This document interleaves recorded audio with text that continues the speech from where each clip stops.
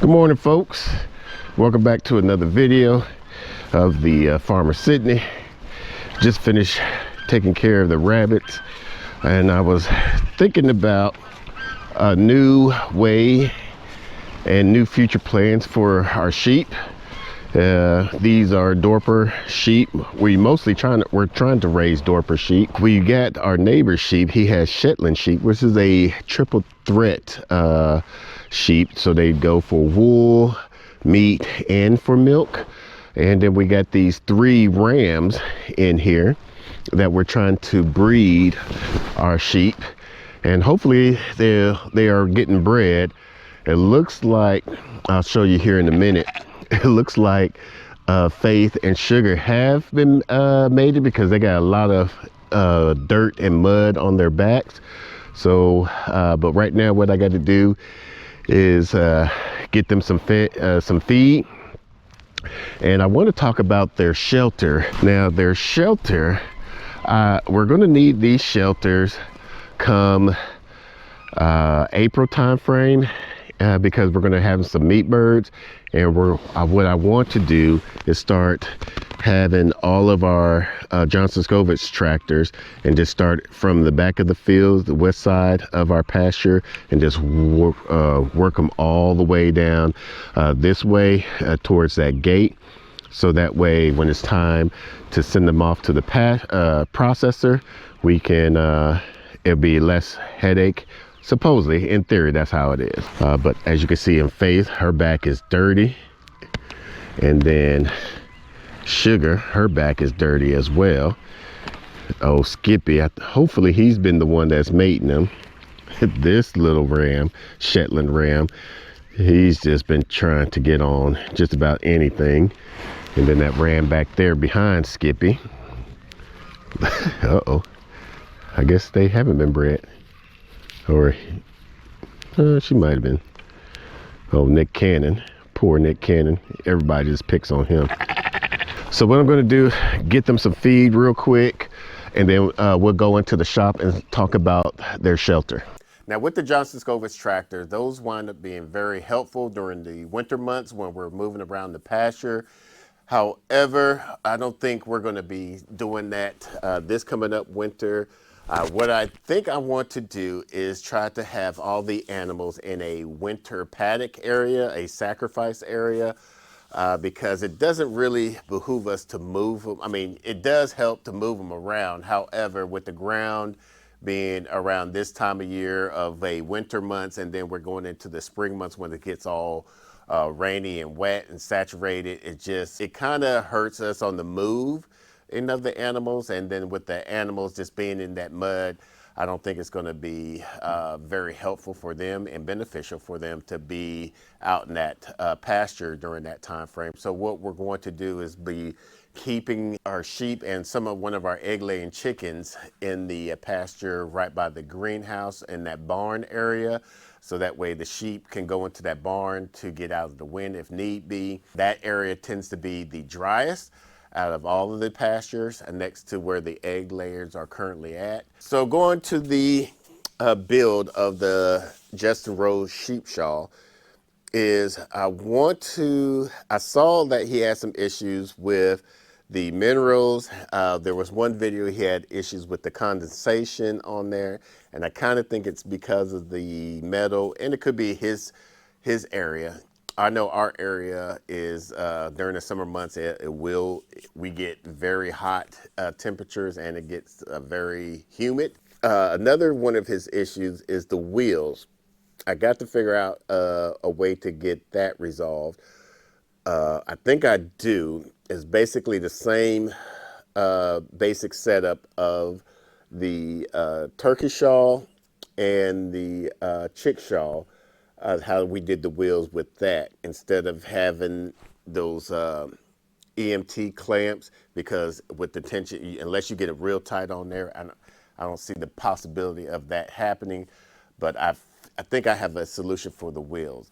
The other thing I think it was the mineral, well, with the condensation dropping onto the minerals, as saturating the minerals, the free choice minerals, and the spreading out of it. I'm not sure how I'm going to do that. I think I have a solution, but we'll see how that goes. Now, I'm going to probably just do it like an 8x8. I'm going to set the shawl by 8 foot by 8 foot. I think that's what he has on there. I'm not sure how many panels he has on top of his sheep shawl. We're going to get out the base of the frame and then just continue going up from there. Once again, doing this sheep shawl without any plans, so let's see how it goes.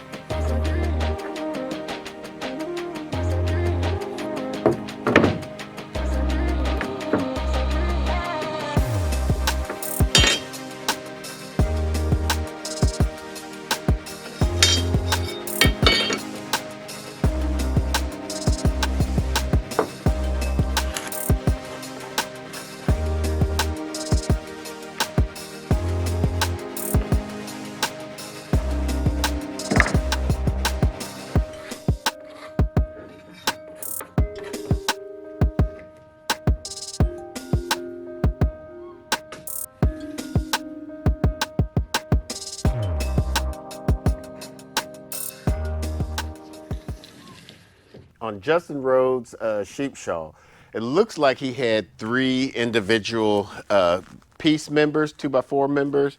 Now, normally when you're doing a structure, you'll do it every 16 inches on center. I was even thinking about maybe even doing it 32, but I probably will put one right in the middle, and then probably look like I'm going to do every 2 feet on center.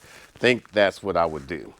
Like I say, I'm doing this without plans, so let's see how this works out. So here's what I'm doing to kind of fill y'all in.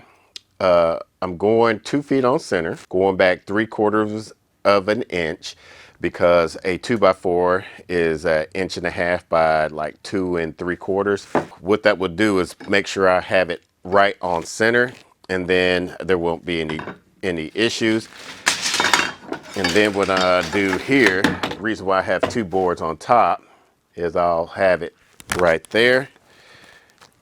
And then I'll mark my line and put an X. So that way the X will let me know I'm going to be hitting right there. So as you can see, it's right in the middle. This is the center line, or the 6 foot on center, and it hits out just perfectly.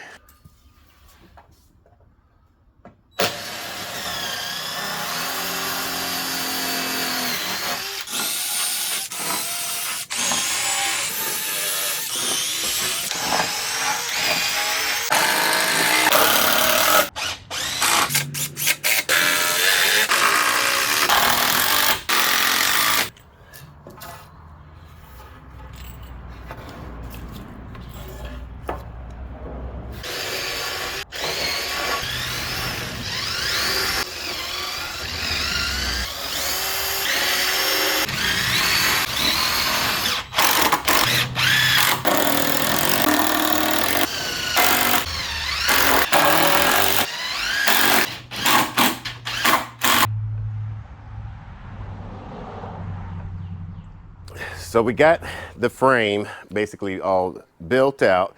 Now he did have some individual, what we would call fire block, but I think it's to help secure the panels on top better. So looking at his video, looked like once again, they're 2 foot on center. So we're gonna try to do the same implement, and wonder if I really need that, which I think I'm going to keep it on there just in case if I want to hang something from underneath. So we're going to go ahead and keep it that way of 2 feet on center. Let's see how that works out.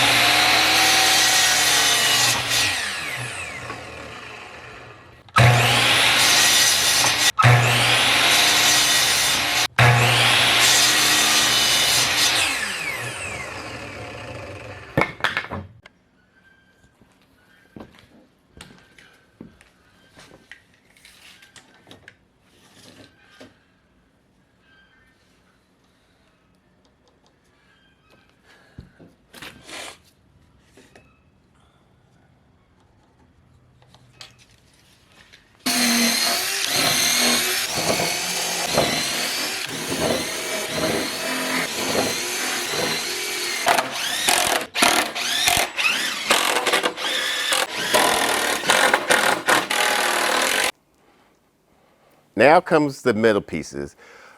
For this to actually work, you're going to have to toenail. I don't feel like toenailing, so what I'm going to do is pocket hole screw, which I know probably some of y'all that have watched me for a while on the other channel probably always see me do pocket hole screws. That's what I enjoy the most because I feel like that just gives me a tighter hold and tighter fastener when I'm fastening wood together.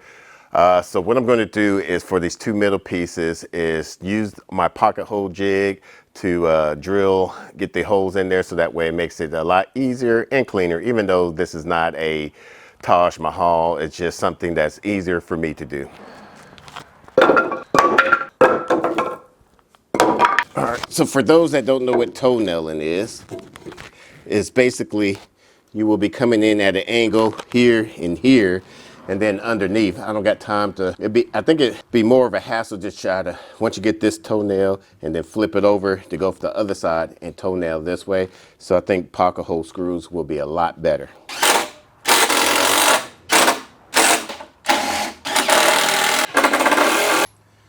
All right, so that didn't work out because right where I wanted it, I got the screws at.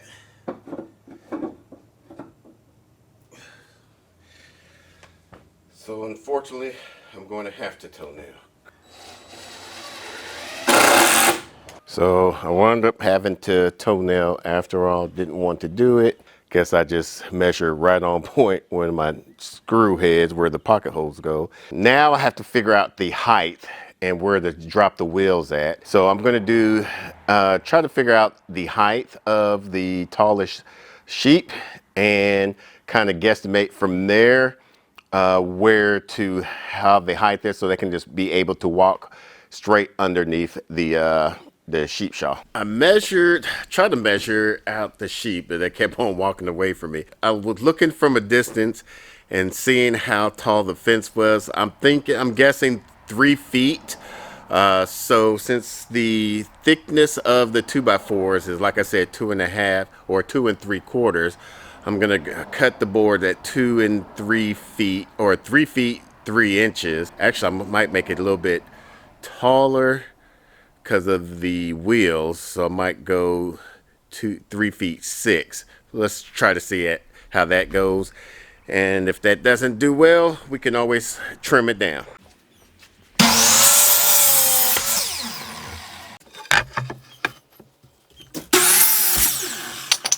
It might be a little bit too tall, so I think I might have made it a little bit too tall.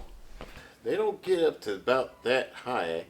They're more kind of about right here. I might have to trim these down a little bit. So I had to get some treats, and I got the sugar since she's like one of the tallest lambs that we have, and came about right here. So I tried to get the tape measure near them, but they were freaking out with the tape measure. So I'm just going to have to go by that. And it looks like right here. So I need to cut it probably at, we'll cut it at 36. Just to make it an even number.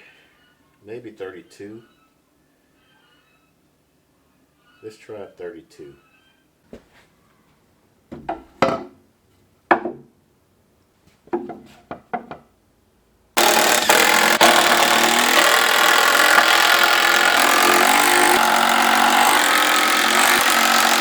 So what I could tell I made a mistake already is I didn't push down on here like I did over there, so it's not flush. We have a little lip. It's gonna mess with my OCD. So what I'm gonna do is I'm just gonna flip the board. It looks like he had like a diagonal brace like this, just to kind of make sure the legs don't bow in and out. Since it's just me right now, I use these clamps to kind of have the 45 angle right there. Hopefully this will help stabilize it from going that way, teetering that way. I will eventually put a brace going that way, and I believe this one holds the mineral side. I could be wrong. No, actually I think it's that one. I'm gonna make my line right here. I'm gonna cut that, and then actually it should be right here because it's going to butt up against this way. There we go. All right, see how that goes. And that's pretty good right there. That is pretty good. All right, let's make a duplicate and put it for that end, and then we'll just try to put our braces right here. So we got here.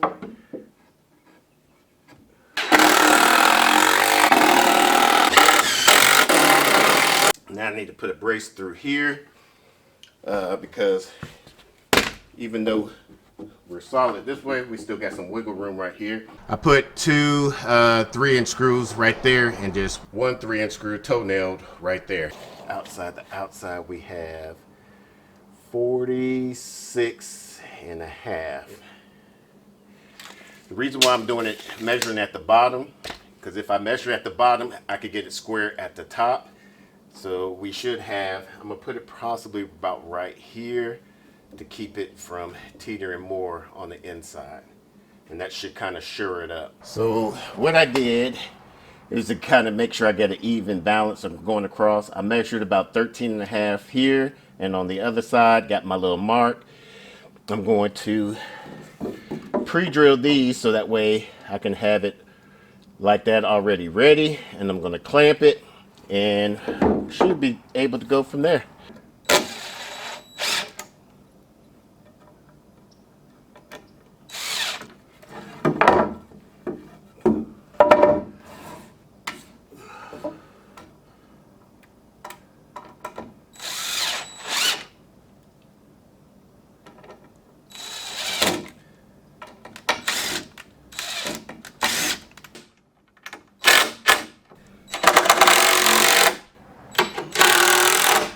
What I did is I cut a 45 angle off of and this is about 48 inches long. I think this is where I want to attach it at. I wonder if I attach it here, if it will be too high to lift up. I'm trying to get it as low center of gravity as possible, maybe just get it right there. We'll just try it out for right there right now, see how that goes. I thought I was recording, so what I basically did, I held the clamp on here. I got 2 screws of the 2.5 inch into this diagonal stud, got 2 screws in this vertical stud, and 1 screw going against this horizontal stud to kind of give it a nice beefy feel to it. I'm going to do the same thing on the other side. I'm looking at this. I feel like it's short. I don't know why. I still feel like it's short, but I measured it with my sheep and it felt like it was right, but I feel like it needs to be taller. I'm going to try it out, keep it the way it is for right now, and see how it goes. Now I just got to start making the ends here. We're going to add the wheels along with the mineral feed bucket. I wind up going ahead and putting some more braces right there, so that way I know I'll have a constant leg distance from both of these. Now I'm going to add the support for the minerals.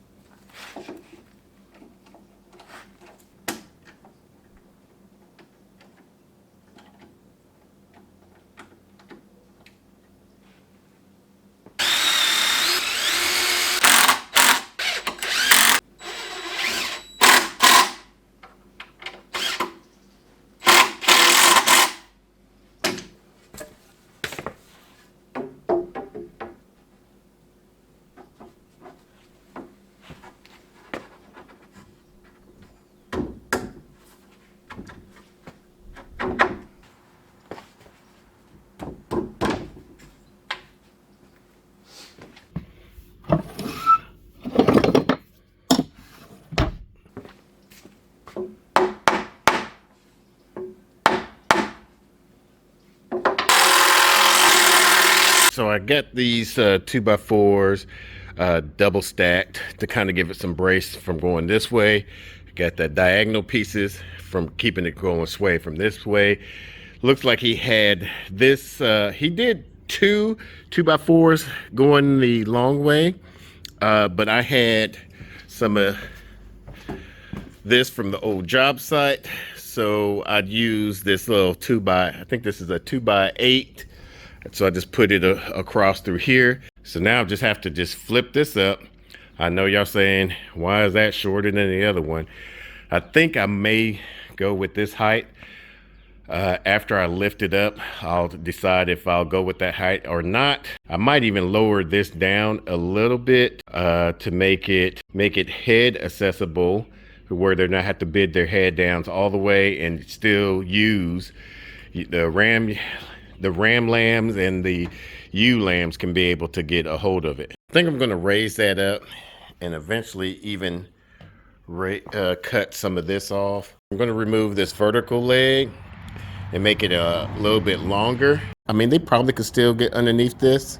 I'm going to cut this at 3 feet starting from here down. I think that should be a good enough size for them, and then raise that up to about where I have this mark at right there. What I wound up doing is I kept that short piece, but I made another long piece and just turned it sideways and put one nail through there, one screw through there, 4 screws there, 4 screws there, and likewise I put a hole through there, same hole for the wheels. Now I just need to head to the big box store and grab a 3/4 inch threaded rod, and hopefully I got some nuts and washers, and then I'll be pretty much done with this besides the plastic. So Justin Rhodes normally do these 26-inch no flat tires. I can never find them. I'm not sure where he sourced these at, but I got these 20-inch ones off of Amazon. I'll put where I got them at down in the description down below, but 20-inch tire, no flat, nice hard surface. We've been using these on the turkey shawl and the chick shawl.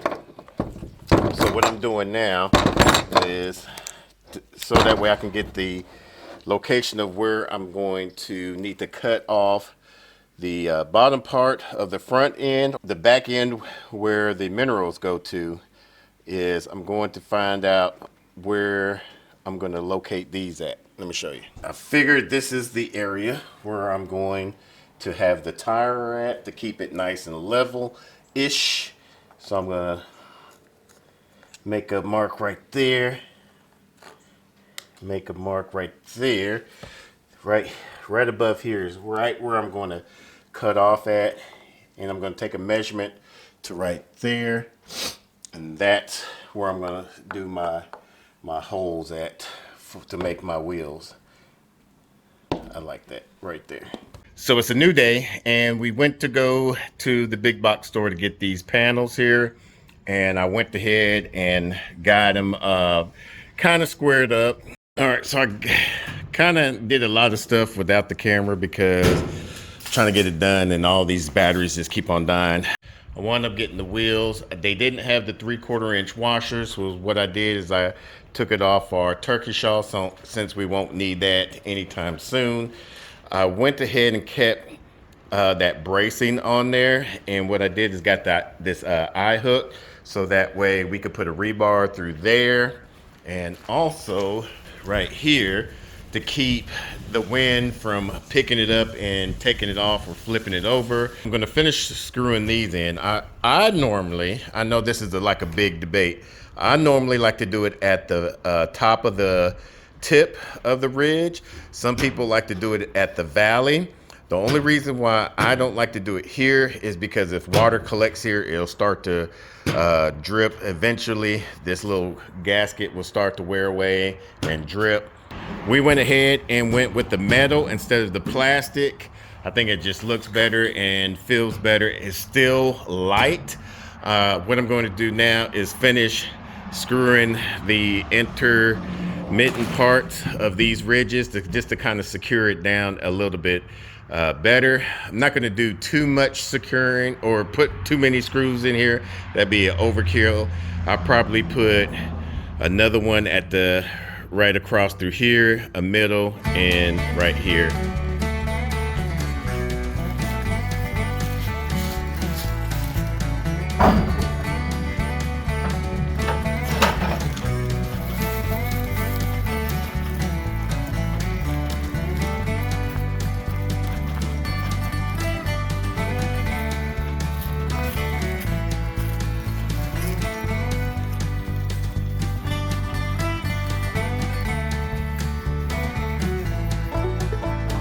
They checking.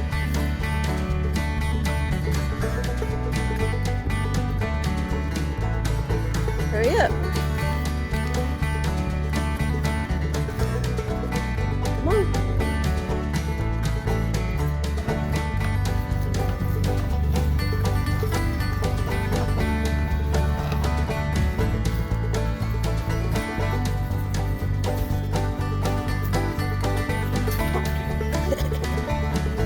Come on. Nosy butts.